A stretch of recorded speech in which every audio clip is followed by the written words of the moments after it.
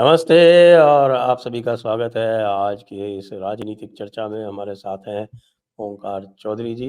स्वागत है आपका ओंकार जी आज के इस जयपुर डायलॉग्स के कार्यक्रम में। बहुत बहुत धन्यवाद संजय जी याद करने के लिए, और आपको भी, सभी दर्शकों को भी मेरा नमस्कार। तो साहब ये राहुल गांधी जो हैं, इनके लिए हेमंत बिश्व शर्मा ने कहा था कि उनकी बहुत आवश्यकता है चुनाव में भारतीय जनता पार्टी को। तो ये लगभग सही लग रहा है। जब इन्होंने यात्रा आरंभ की, जैसे-जैसे यात्रा आरंभ की, पहले दिन ही मिलिंद देवड़ा चले गए और उसके बाद लगातार कोई न कोई जहाँ-जहाँ जाते रहे। वो सरकार गिर गई बिहार की। आगे चले तो उत्तर प्रदेश से निकल लिए जयंत चौधरी। जैसे-जैसे आगे चलते जा रहे हैं और थोड़ा पहुँचे दिल्ली के आस-पास तो वो किसान आंदोलन फ़ेल हो गया। और उसके बाद फिर उन्होंने उसको थोड़ा बीच में रोक के कहा चलते हैं विदेश। तो हिमाचल की सरकार जा रही है उनकी सुना आज। उत्तर प्रदेश में भी खेला हो ही गया। तो उनके रायबरेली और अमेठी जो उनके 2 एरियाज़ थे, वहाँ के एमएलएज़ जो है वो छोड़-छोड़ के भाग गए। तो क्या हो रहा है ये? राहुल दो गांधी। घटनाएं दो घटनाएं और हुई संजय जी। एक तो महाराष्ट्र के इनके पूर्व मुख्यमंत्री अशोक चौहान निकल लिए, और अब वो अ, भारतीय जनता पार्टी के राज्यसभा सदस्य हैं।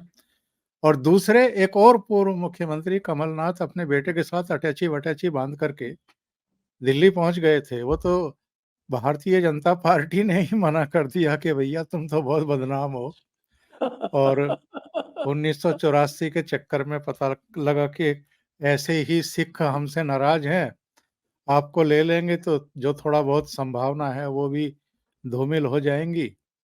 तो उनकी एंट्री नहीं हो पाई। तो वो एक कहावत है ना कि जहां जहां पैर पड़े संतन के तहाँ तहाँ बंटा धार। तो वही कुछ होता हुआ दिखाई दे रहा है। मणिपुर से शुरू की, और मणिपुर में भी कितने गैर जिम्मेदाराना बयान इन्होंने दिए, लोगों को भड़काने की कोशिश की। फिर मेघालय होते हुए असम पहुंचे तो वहां तो खैर हिमंता बिस्वा शर्मा इनकी खातिरदारी करने के लिए तैयार ही बैठे थे, और इनको एक तरीके से अपने ट्रैप में, अपने जाल में उन्होंने फंसा लिया। इन्होंने भी वो जो, मैं इनके बारे में पहले भी कह चुका आपके प्रोग्राम में भी, अपने चैनल पर भी, कि वो जो कई बार जो लौंडे लफाड़े होते हैं, इधर उधर खड़े होकर के आने जाने वालों पर कंकड़ पत्थर फेंकते रहते हैं और मजे लेते रहते हैं, वैसा ही हाल इनका और इनके जो करीबी हैं उनका है। और संगी साथी भी इन्होंने अपने जैसे ही अब चुन लिए हैं, कन्हैया कुमार से लेकर के और तमाम जो टुकड़े टुकड़े गैंग के सदस्य हुआ करते थे। और वहाँ असम में जो हुआ था, बैरिकेड जब तोड़े जा रहे थे तो ये खड़े होकर के मजा ले रहे थे, लेकिन इनको पता नहीं था कि यहाँ हिमंता हैं, और हिमंता तो बहुत पुराना हिसाब किताब लेकर के बैठे हैं, बही खाता लेकर के बैठे हैं। तो इनकी अकल ठिकाने लगाएंगे। इनको गलतफहमी होगी कि ये कांग्रेस के प्रथम परिवार के चश्मो चराग हैं, लेकिन उन्होंने तो बहुत गंभीर धाराओं में मामला दर्ज कर लिया। और अब एक नोटिस भी इशू हो गया है सीआईडी की तरफ से असम की, कि साहब आप आइए पूछताछ के लिए। तो वो तो लोकसभा चुनाव का भी इंतजार करने को तैयार नहीं है। और आपने सही घटनाक्रम बताया। जैसे जैसे ये आगे बढ़े, जैसे पश्चिम बंगाल में पहुंचने वाले थे तो ममता बनर्जी ने कह दिया कि हम तो ना कांग्रेस से गठबंधन करेंगे, ना वामपंथियों से गठबंधन करेंगे, अकेले चुनाव लड़ेंगे।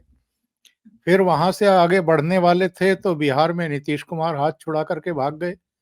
यानी जो नीतीश कुमार 2024 में नरेंद्र मोदी के खिलाफ विपक्ष की तरफ से एक मजबूत गठबंधन पेश करना चाहते थे और कोई चेहरा पेश करना चाहते थे, वो चाहे नीतीश का हो, ममता का हो, या राहुल गांधी या किसी और का हो, तो वही नीतीश कुमार अगर आपके हाथों से निकल गए और बिहार पहुंचते पहुंचते पता लगा कि आप केवल और केवल तेजस्वी के साथ स्टेज पर खड़े हुए हैं, तो इनसे इससे ये पता चलता है कि आपकी प्रायोरिटी एक्चुअल में क्या है, और आप अपने गोल के लिए, टारगेट के लिए कितने सिंसियर हैं या कितने अगंभीर हैं।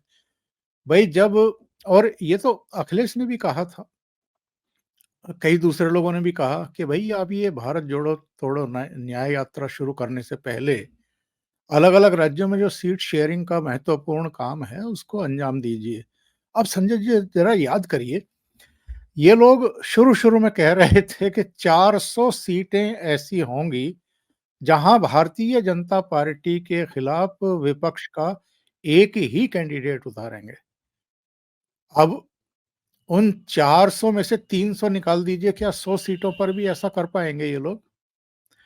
और अगर आप नहीं कर पा रहे हैं, तो इससे बड़ी विफलता आपकी क्या होगी? और कि आप संख्या तो बताते रहे कि पटना में 16 दल जुटे जी, फिर बेंगलुरु में जाते-जाते उनकी संख्या 26 हो गई, मुंबई में वो 28 हो गए। लेकिन उनमें से अब कितने आपके साथ हैं और कितने बगावती सुर जो हैं इस समय उनमें से सुनाई पड़ रहे हैं। फारूक अब्दुल्ला जैसे आदमी भजन गाते हुए देखे जा रहे हैं, और पिछले दिनों तो उन्होंने जो है वो उस अंदाज में कि 100 चूहे खा कर के बिल्ली हज को चली, उन्होंने बयान दे दाग दिया कि साहब अगर मोदी जी बुलाएंगे तो क्यों नहीं जाएंगे उनके पास, और एनडीए में भी अगर संभावना होगी तो हम सिर दे करके घुस जाएंगे। इस अंदाज में फारूक अब्दुल्ला जो है वो इस तरह के स्टेटमेंट दे रहे हैं। तो एक खलबली है, एक असहजता है, एक असुरक्षा का भाव है, और जिस तरह का वातावरण बन गया है देश में, ये चाहे खालिस्तानी पालिस्तानी जितने भी हो हल्ले करें, पत्थरबाजी करें और एक अनार्की की सिचुएशन क्रिएट करने की कोशिश करें, लेकिन संजय जी, हकीकत ये है कि देश ऑलरेडी मन बना चुका है। और जो ये बहुत बड़ा काम हुआ है अयोध्या में, भगवान राम के मंदिर का निर्माण और प्राण प्रतिष्ठा, इसके बाद तो आप देख रहे हैं ना कि उसके नतीजे क्या हैं। उत्तर प्रदेश में भी जो बगावत हुई है समाजवादी पार्टी में, उसके एमएलए भी तो यही कह रहे हैं कि भई आप अगर स्वामी प्रसाद मौर्य के ज़रिए गाली दिलवाएँगे और खुद भी आप इस तरह के कर्म करेंगे जिससे ये साबित हो कि आप मोदी का विरोध करते-करते भगवान राम का भी विरोध करने पर आमादा हैं। और हिमाचल प्रदेश में भी यही मेन एक कारण निकल कर के सामने आ रहा है। विक्रमादित्य जो वीरभद्र सिंह के बेटे हैं, उन्होंने कैबिनेट से रिज़ाइन किया है। भले ही उन्होंने भगवान राम के बारे में या उससे संबंधित कोई कारण ना गिना करके दूसरे कारण गिनाए हों अपनी प्रेस कॉन्फ्रेंस में, लेकिन कौन नहीं जानता है कि उन्होंने तो सरेआम ये ऐलान किया था कि वो अयोध्या जाएँगे, पार्टी की भले ही जो लाइन हो। तो ये भी एक बड़ा कारण बन रहा है। लोगों को लग रहा है कि भई आप नरेंद्र मोदी से लड़ लीजिए जितना लड़ना है, लेकिन भगवान राम के खिलाफ आप पाला खींच करके अगर इस तरह की हरकत करेंगे, तो ये किसी को पसंद नहीं आएगा। और किसी के लिए भी मैदान में जाना, चुनाव मैदान में जाना और एंटी राम मंदिर पार्टी के साथ खड़े होकर के चुनाव जीतने का सपना देखना जो है वो दिवास्वप्न हो सकता है। तो अलग-अलग जगहों पर हम देख रहे हैं उसके जो भी नतीजे अब और प्रतिक्रियाएँ सामने आ रही हैं निकल कर के। वैसे सबसे खतरनाक जो है वो तो हिमाचल का मामला ही लगता है, क्योंकि हिमाचल में कांग्रेस की अपने दम पर अपनी सरकार थी। अच्छा खासा बहुमत था। वो 70 के, बल्कि 70 क्या 68 का इस समय सदन है, उसमें से उनके 40 थे उनके पास में, और 3 इंडिपेंडेंट भी उनको सपोर्ट कर रहे थे, और इसके बाद भी वो चुनाव हार गए। निश्चित रूप से भगवान राम का जो है वो प्रकोप पड़ा है इनके ऊपर, जिस तरह से अच्छा, ये जो विक्रमादित्य सिंह हैं, इनके पिताजी वीरभद्र सिंह, वो बहुत ही वहाँ पे प्रतिष्ठित और बहुत ही, जिनको कह सकते हैं, उनको बहुत ही आदर के साथ लोग लेते हैं। वो पूरा जो शिमला एरिया है, उसमें उनका वर्चस्व रहा है, और वो ऐसे व्यक्ति थे, मुझे अच्छी तरह से याद है कि उन्होंने धर्मांतरण बिल अपने यहाँ पास करवाया था। ये उस समय की बात कर रहा हूँ, जब यूपीए की सरकार नहीं थी, एनडीए की सरकार थी, उनकी सरकार थी यहाँ शिमला में, तब उन्होंने धर्मांतरण विरोधी बिल पास करवाया, एक्ट बनवाया था उसको, वहाँ आज भी लागू है वो। और ऐसे परिवार को वैसे भी ये देखा जाए कि ये सुक्खू को बनाने की इनकी जिद थी, क्योंकि सबसे ज़्यादा जो एमएलएज़ थे, वो तो प्रतिभा सिंह के पास ही थे, जो पत्नी थी स्वर्गीय वीरभद्र सिंह की। जी हाँ। देखिए, ये लगभग वैसा ही केस है संजय जी, जैसा आंध्र प्रदेश में हुआ था। रेड्डी साहब की जब दुर्घटना में डेथ हुई थी, उसके बाद उनके परिवार की अनदेखी की गई थी। समय तो लगा, लेकिन जगन मोहन रेड्डी ने जिस तरीके से वापसी की थी, वो तो सब जानते हैं कि वहाँ क्या करिश्मा हुआ, और उसके बाद कांग्रेस अ, दीवार से लग गई पूरी तरीके से। कई बार लगता है कि इस परिवार को अपने खानदान के राइज़ के अलावा किसी दूसरे खानदान की अगली पीढ़ी किसी तरह से आगे बढ़े, ये स्वीकार नहीं है, और आसानी से ये लोग एक्सेप्ट नहीं करते हैं। वही कुछ हम इस समय देख रहे हैं शिमला में और हिमाचल प्रदेश में। जब सुखविंदर सिंह सुक्खू को बनाने का फैसला हुआ था, उस समय भी बड़ा वर्ग था, जो इसे पचा नहीं पा रहा था। मुकेश अग्निहोत्री जो इस समय डिप्टी चीफ मिनिस्टर हैं, मेरे मित्र भी हैं, और मीडिया से ही राजनीति में गए थे। पहला चुनाव तो इनके पिताजी ने लड़ा था, वो हार गए थे। बाद में इनको टिकट मिला था तो ये जीत गए, और 5वीं बार एमएलए हैं, और अ, मुख्य संसदीय सचिव भी रहे, मंत्री भी रहे, अब डिप्टी चीफ मिनिस्टर हैं, और वीरभद्र सिंह के बड़े करीबी रहे हैं, विश्वास पात्र रहे हैं। जिस समय वीरभद्र सिंह की डेथ हो गई थी और कांग्रेस को वहाँ बहुमत मिला, तो उस समय प्रतिभा सिंह के परिवार की तरफ से ये इंडिकेशन भी दिया गया था कि सुक्खू के बजाय अगर इनको आगे बढ़ाया जाए तो अ, मतलब हमारा समर्थन होगा। क्योंकि विक्रमादित्य सिंह के बारे में तो ये कह दिया गया था कि भई अ, उनकी अभी उम्र कम है, तो अभी उनको उतना अनुभव नहीं है कि उनको चीफ मिनिस्टर बनाया जाए। प्रतिभा सिंह का जहाँ तक प्रश्न है, तो उनकी एज हो रही है, और एज एडमिनिस्ट्रेशन के हिसाब से अगर देखें तो भी प्रतिभा सिंह का उतना अनुभव नहीं है, तो उनको भी उतना सीरियसली नहीं लिया गया। लेकिन बैलेंस बनाने के लिए उस समय सुक्खू को चीफ मिनिस्टर बनाया गया, मुकेश अग्निहोत्री को डिप्टी चीफ मिनिस्टर बना दिया गया, प्रतिभा सिंह को प्रदेश अध्यक्ष बना दिया गया कांग्रेस का। लेकिन जिस तरीके से कुछ जिलों की और कुछ सीनियर नेताओं की अनदेखी की गई, जिनमें राजेंद्र राणा भी, 3 एमएलए तो इनके अपने जिले के हैं, सुखविंदर सुक्खू के, जिन्होंने क्रॉस वोट किया है। 2 कांग्रेस के हैं और 1 निर्दलीय है, और इन्हीं के कौन सा अपने जिला है जिले इनका? के, सोलन के है ना शायद ये? नहीं उधर के हैं ये, पीछे के हैं, ऊपर के हैं। तो जिला मैं देख के बताऊँगा थोड़ी देर में। लेकिन एक ही जिले से 3 एमएलए, 1 निर्दलीय और 2 कांग्रेस के, वो अगर बगावत कर जाएँ, तो इससे पता चलता है कि आपकी तो अपने जिले में भी नहीं चलती है, फिर आप पूरे राज्य को तो आप क्या सँभालेंगे? और वैसे भी जो बात आप कह रहे थे संजय जी, अ, भई आपके पास 43 की फिगर है 68 के सदन में, और राज्यसभा के मेंबर को चुनने के लिए आपको 35 एमएलए की ज़रूरत है। 43 में से 40 तो अकेले कांग्रेस के थे, उनमें से भी 6 घट जाएँ और वो 3 निर्दलीय भी भाग जाएँ, और आप 34-34 पर आ जाएँ, भारतीय जनता पार्टी के 25, वो 9 बढ़कर के 34, और आप 43 से घट कर के 34। तो इससे ज़्यादा शर्मनाक बात किसी चीफ मिनिस्टर के लिए क्या होगी? अरे भाई, चीफ मिनिस्टर के हाथ में सब कुछ होता है। खुफिया एजेंसियाँ भी होती हैं, पूरा नेटवर्क है, पुलिस आपके हाथ में है। आपको ये भी पता नहीं है कि आपके एमएलए कहाँ गुटर-गूँ कर रहे हैं, कहाँ नृत्य कर रहे हैं, कहाँ खाना-पीना कर रहे हैं, और उनका आचार विचार व्यवहार क्या है, ये तो सबको पता लग जाता है, फिर आपको क्यों नहीं पता लगा?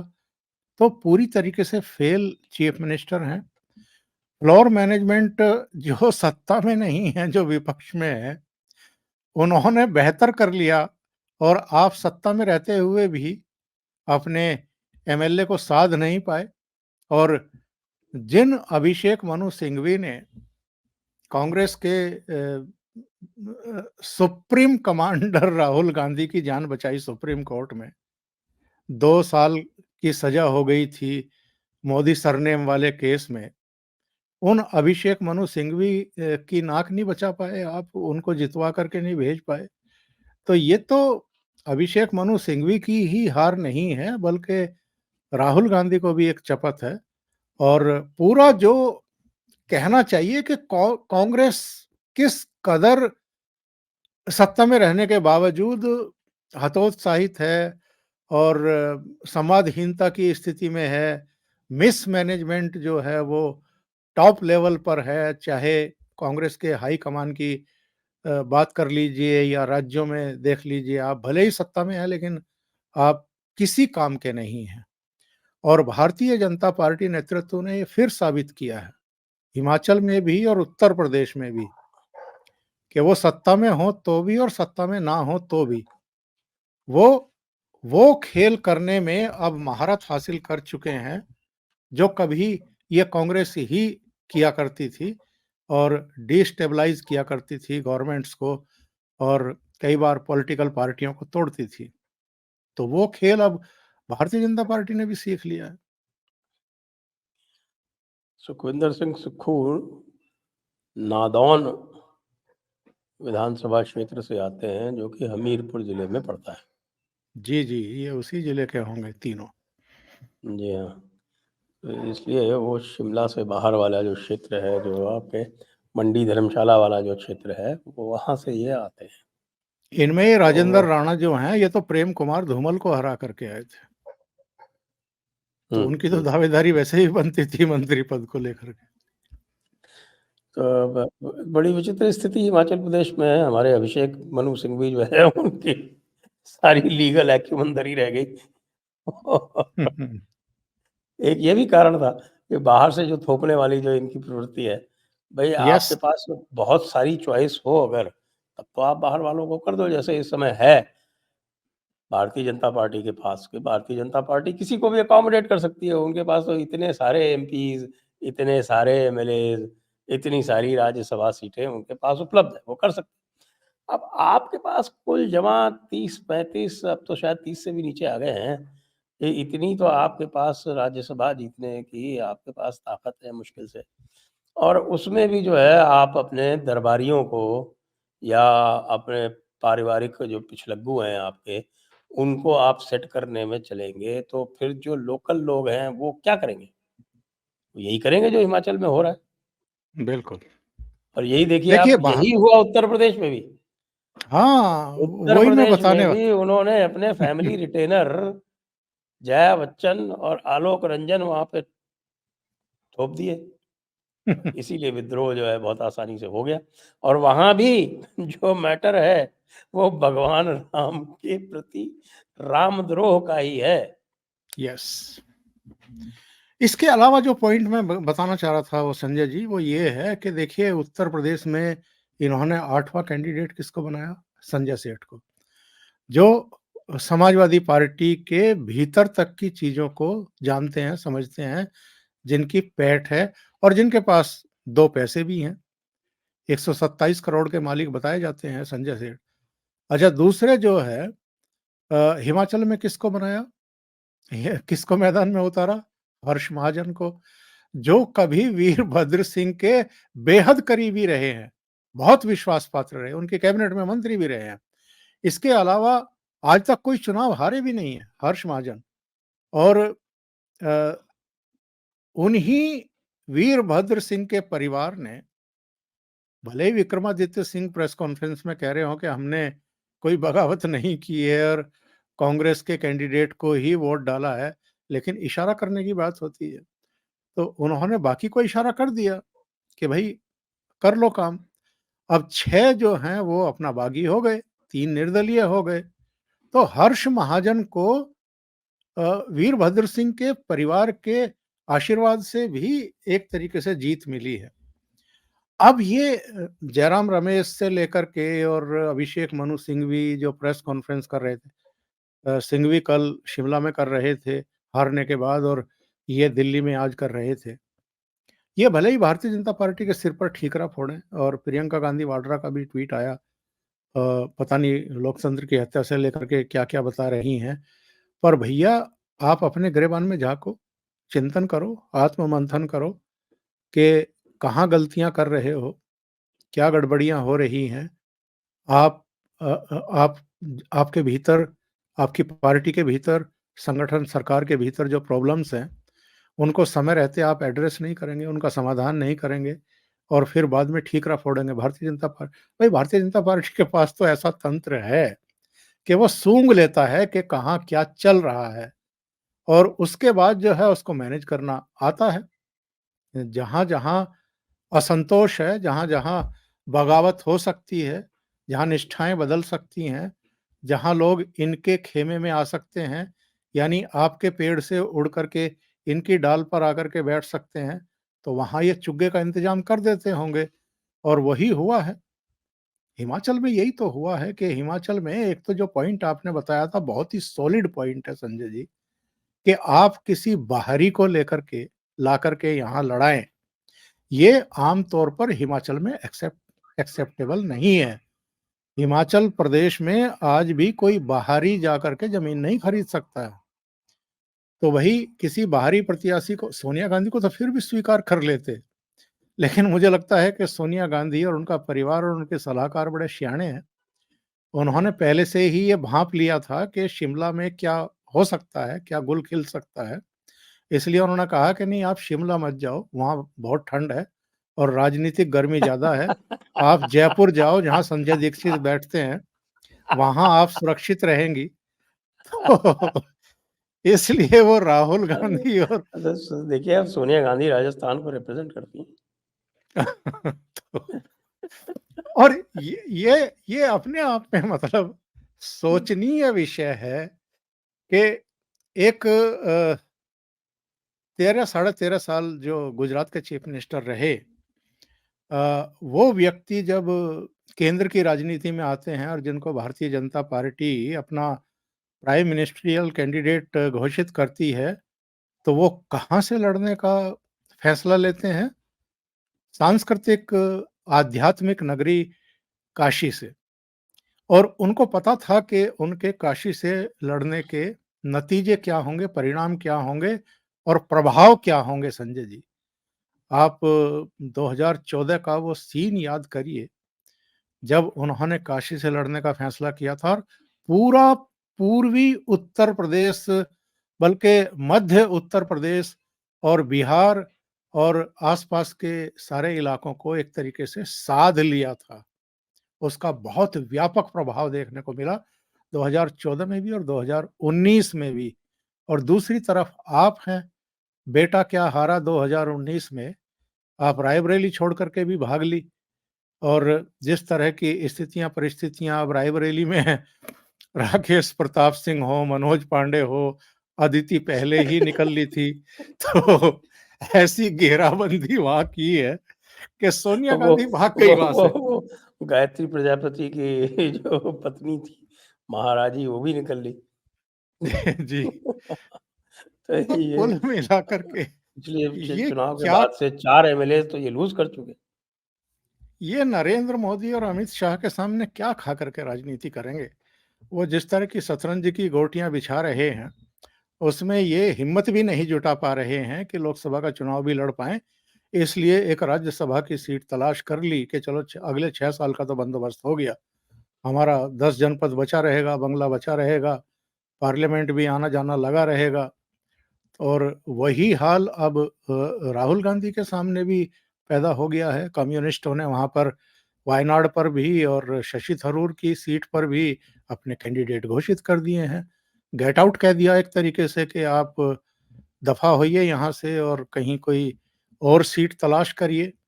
अब देखते हैं राहुल गांधी वायनाड से ही लड़ते हैं या कोई और सीट तलाश करते हैं। एक बात और है, जिस प्रकार से नरेंद्र मोदी जो हैं, उन्होंने वाराणसी चुनी थी उस समय 2014 में, क्योंकि उनको पता था कि उत्तर प्रदेश कितना अधिक आवश्यक है, और उत्तर प्रदेश में जब तक आप अच्छी परफॉर्मेंस नहीं करेंगे, तब तक आप फुल मेजॉरिटी से नहीं आएँगे। तो उन्होंने उसके लिए एक अपनी सेफ्टी बड़ौदा रखते हुए और वाराणसी से भी उन्होंने कॉन्टेस्ट किया।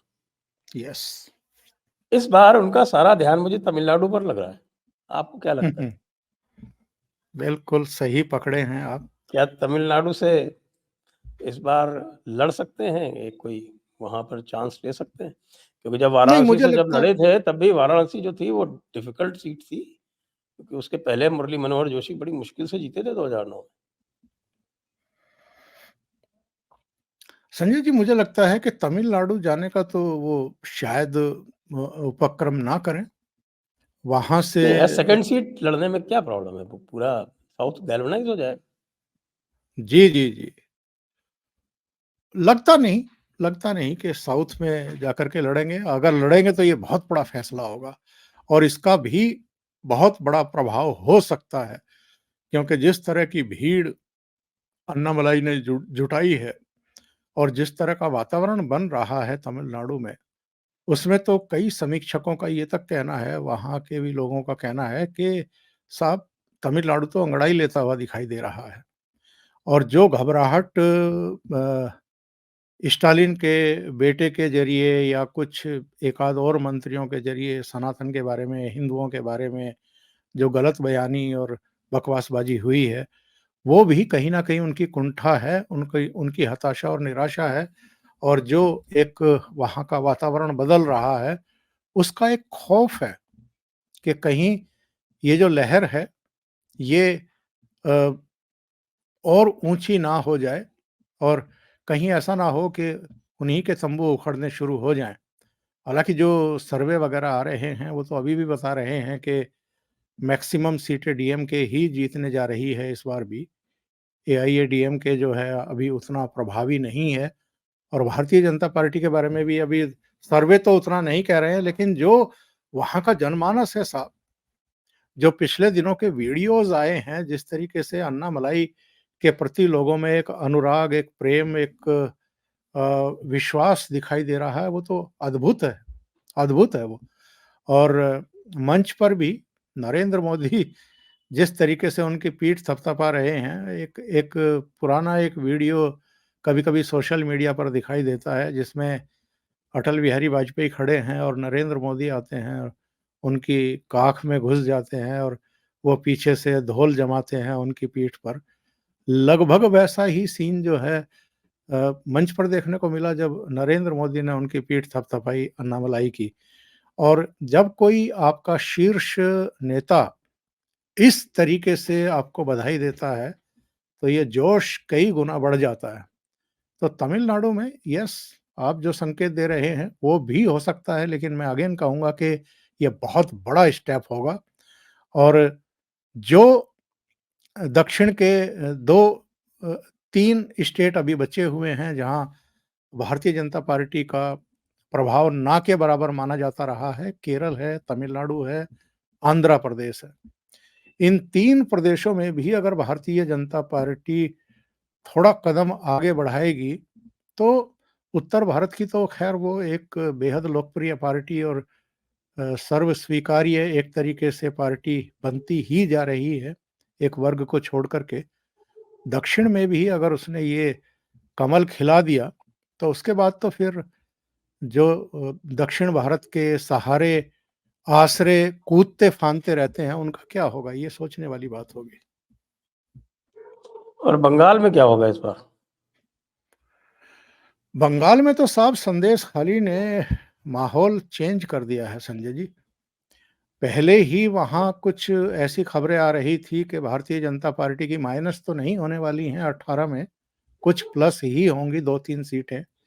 पर अभी तो जो सूचनाएँ मिल रही हैं महिलाएँ भी और जो ख़ास तौर से चूँकि ये जितनी महिलाओं के साथ और परिवारों के साथ अत्याचार हुए हैं वहाँ पर, वो दलित और आदिवासी वर्ग की हैं। तो इसका तो बहुत बड़ा अंतर पड़ने वाला है और शुरू के अगर हम ममता बनर्जी के बयान देखें, तो वो यही कहते हुए तो उनकी बौखलाहट सामने आ रही थी कि साहब विभाजन करने की कोशिश हो रही है मतों में। विभाजन करने की कोशिश हो रही है मतलब दलित और आदिवासियों को हमसे अलग करने की कोशिश हो रही है। तो भई आपके कर्म, आपके कारनामे, आपकी जो नीतियाँ हैं, जो तुष्टीकरण की राजनीति है, आप धमकी भी देती हैं तो अल्लाह की कसम खाती हैं और कहती हैं कि कोई आपको माफ़ नहीं करेगा और मैं तो बिल्कुल माफ़ नहीं करूँगी अगर आपने भारतीय जनता पार्टी की मदद की। मुझे तो आश्चर्य है कि किसी राज्य का चीफ मिनिस्टर इस तरीके से लोगों को धमकाए और उस पर कोई एक्शन ना हो। चुनाव आयोग तो ख़ैर एक दंतहीन सा एक सी संवैधानिक संस्था बन कर के रह गई है। पर इस ये तो खुली धमकी है किसी वर्ग को, किसी समुदाय को कि आपने अगर फला पार्टी की मदद की तो मैं माफ़ नहीं करूँगी और चीफ मिनिस्टर रहते हुए आप इस तरह की धमकी दे रहे हैं। आपके खिलाफ तो कानूनी कार्रवाई होनी चाहिए। और आज तो हाई कोर्ट ने ये कह दिया कि शाहजहां को सीबीआई, ईडी या वेस्ट बंगाल पुलिस कोई भी अरेस्ट कर सकती है।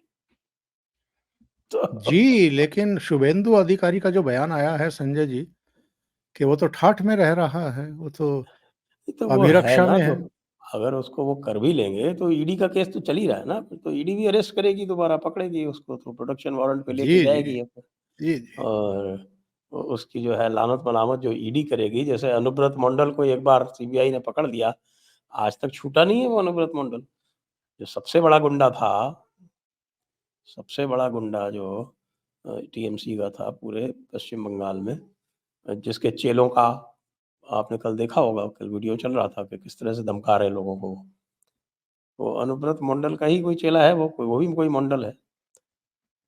तो वो जो सारा का सारा जो माहौल जो भयंकर जो डर का बना रखा था, तो मेरे पास भी सूचनाएँ आ रही हैं कि लोग जो हैं अब वो उससे उबर चुके हैं कि क्या होगा? ये तो रोज़ का किस्सा है, हम इनको इनसे नहीं लड़ेंगे तो भी मरेंगे, तो अच्छा है लड़ के मरें। हाँ, नहीं वहाँ से जो सूचनाएँ आ रही हैं जिस तरीके से वहाँ की ख़ास तौर से महिलाएँ उग्र और हिंसक हुई हैं और जिस तरीके से टीएमसी के नेताओं के घरों पर भी हमले हुए हैं, तो वो तो यही कहानी बयान कर रही है कि मरना ही है तो सबक सिखा कर के ही मरेंगे।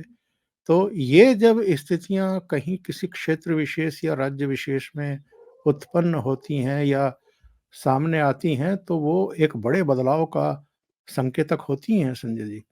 और जनविद्रोह मुझे की ल सी स्थिति हो रही है वहाँ पे तो। जी, जी, जी। तो मुझे लगता है कि पश्चिम बंगाल और तमिलनाडु ये 2 राज्य चौंका सकते हैं इस बार। और यदि ऐसा हुआ तो फिर कहना पड़ेगा कि भई वो जो 370 की बात कर रहे हैं, वो हवा में नहीं कर रहे हैं। अभी तक तो हमें लग रहा है कि हवा में बात हो रही 370 की। अभी 303 आई थी, चलो 310 की करें, 15 की करें, 25 तक भी चलता है। लेकिन 370 की बात करना तो ऐसा ही लगता है जैसे कोई हवा में बात हो रही हो। मैं सच कहूँ तो 370 का आंकड़ा अभी भी मेरे भी गले से नीचे नहीं उतर रहा है, क्योंकि उसके उसके लिए बहुत बड़े बदलाव की ज़रूरत है और उसके लिए तो जितना आपको तमिलनाडु और आंध्र प्रदेश और केरला सारे स्वीप करने पड़ेंगे, तभी हो सकता है जी, वरना तो नहीं हो सकता। जी। तो जितना जितना वोट शेयर आपको 2019 में मिला था, उसमें कम से कम 7 से 10 आपको प्लस करना पड़ेगा, तब जाकर के ये चीज़ें हो सकती हैं और वैसी सूरत मुझे अभी भी नहीं लग रही है संजय जी, सच कहूँ तो। देखिए नॉर्थ में तो सैचुरेट हो चुका है। आप ज़्यादा से ज़्यादा चलिए आप 10-12 सीटें एक्स्ट्रा ले आएँगे यूपी में। अब राजस्थान, एमपी और छत्तीसगढ़ में तो स्कोप ही नहीं है बढ़ने का। वहाँ लगभग 100% पहले ही जीते हुए हो आप। गुजरात में 100% जीते हुए हो। महाराष्ट्र में भी जो है वो मैक्सिमम पे पहुँचे हुए हो। ज़्यादा से ज़्यादा बीजेपी की सीटें बढ़ सकती हैं वहाँ पे अगर वो ज़्यादा सीटें कॉन्टेस्ट करे। तो बिहार में वैसे ही आपने जेडीयू को फिर बुला के और अपने जो पिछली बार की तरह लिमिट कर लिया। तो स्कोप है कहाँ? आंध्रा में? आंध्रा में स्कोप भले हो, दिखता तो कुछ भी नहीं है। तेलंगाना में भी लिमिटेड है मामला। तमिलनाडु में तो खाता खुल जाए, 2-4-5 सीटें आ जाएँ, तो भी बहुत बड़ा अचीवमेंट माना जाएगा। जी, जी। तो स्कोप है कहाँ? पश्चिम बंगाल में इसी चलिए आप 2-4 सीटें और ले आएँगे, तो टोटल कितना बढ़ जाएगा? 10-15 सीटें बढ़ सकती हैं, इससे ज़्यादा तो मुझे तो नहीं लगता। हाँ, मतलब बहुत ज़्यादा कुछ लोग उछलते रहते हैं, पर मुझे लगता है कि हमें जो वास्तविकता है, जो धरातल पर चल रहा है, जो दिखाई दे रहा है, मेरे विचार से उस पर रहना चाहिए। अगर मिल जाती है तो बड़ी बढ़िया बात है, लेकिन मुझे लगता है कि बहुत ज़ोर लगाया अगर भारतीय जनता पार्टी के समर्थकों ने, तो भारतीय जनता पार्टी 303 के बजाय 323, 330 के आसपास बहुत ज़्यादा ज़ोर लगाया तो 335 के आसपास हाँ, वो जाएगी। एब्सोल्यूट मैक्सिमम है, उसके बियॉन्ड नहीं जा जी, सकती। जी, जी। अभी तो ऐसा लगता है, आप 40 की 40 सीटें ले आए तमिलनाडु की, तो बात अलग है। 39 तमिलनाडु, 1 पौंडीचेरी। पौंडीचेरी वाली तो आ जाएगी, सरकार है इनकी वहाँ पे इस समय। बिल्कुल सही। ये बड़ा इंटरेस्टिंग सिनेरियो बना है। तो आज की चर्चा को फिर अब यहीं पर समाप्त करते हैं। आपका बहुत बहुत धन्यवाद ओंकार जी। जी, बहुत धन्यवाद आपका। जय हिंद, जय भारत, वंदे मातरम। वंदे मातरम।